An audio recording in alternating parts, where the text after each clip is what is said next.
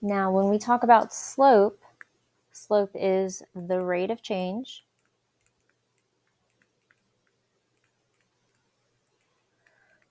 of a line. And that rate of change of a line when we're looking at a graph or an equation determines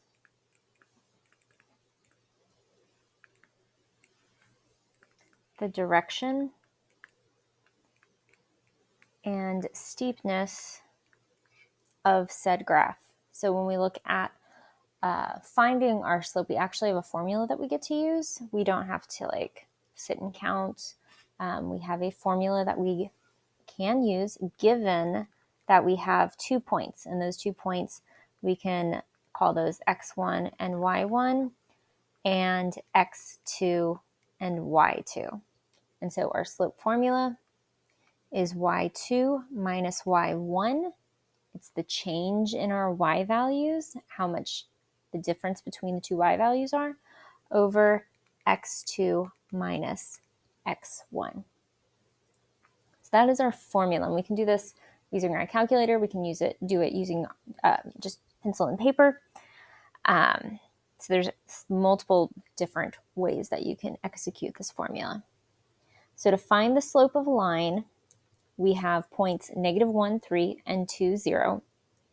The first thing that I suggest doing is to label your ordered pairs with x1, y1, x2, y2. So that way you can keep them in order of each other. So x1, y1, x2, y2 is how I suggest doing that. You want to keep the ones together, so x1 and y1 belong to the same ordered pair, and the y2 and x2 belong to the same ordered pair. Now, looking at those and looking at our formula, we have, again, y2 minus y1 over x2 minus x1.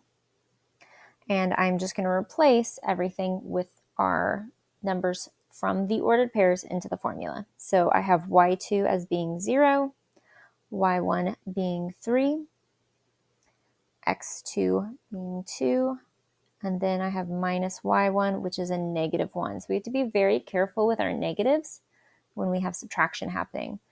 On the top, we still just have 0, minus 3, but on the bottom, we have minus a negative. So subtracting with a negative turns it into a positive or turns it into addition. So it turns into 2 plus 1.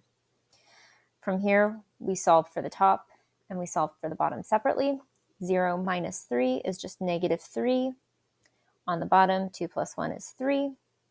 And we always want to reduce as much as possible. We're going to try to keep these as fractions. Sometimes we can turn them into whole numbers, but we're going to very rarely leave our slope as a decimal. We try to leave it as a fraction as much as possible, so we don't have to sit and try to figure out rounding with our slope. We want to keep it in the purest form possible, so we're going to leave it as a fraction. So -3 over 3.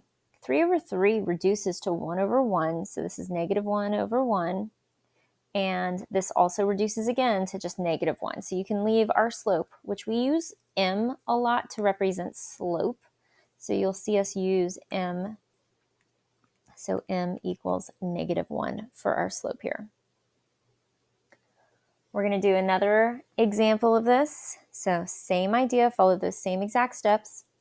I'm going to first label my points x1, y1, and x2, y2. And following the same exact formula, we have y2 minus y1 over x2 minus x1. Keep in mind, y2 is going to stay over x2, y1 is going to stay over x1. So you always want to keep those in the same exact order. So we have y2 being 5 minus y1, which is 2, over x2, which is 5, minus a -3. So again, we have a double negative or a subtraction of a negative. And so we're going to turn that into addition. So 5 minus 2 over 5 plus 3. 5 minus 2 is 3. And do not be afraid to use your calculator. Simple math mistakes can cause bigger issues down the line. So let's double check our math. 5 plus 3 is 8. So 3 over 8 doesn't reduce at all. They don't have any numbers in common. So our slope for example 3 is 3/8. Example 4, I want you to try. So attempt those points, put it into slope formula, see if you can reduce it into the correct slope, and then check back to see that you have the correct answer.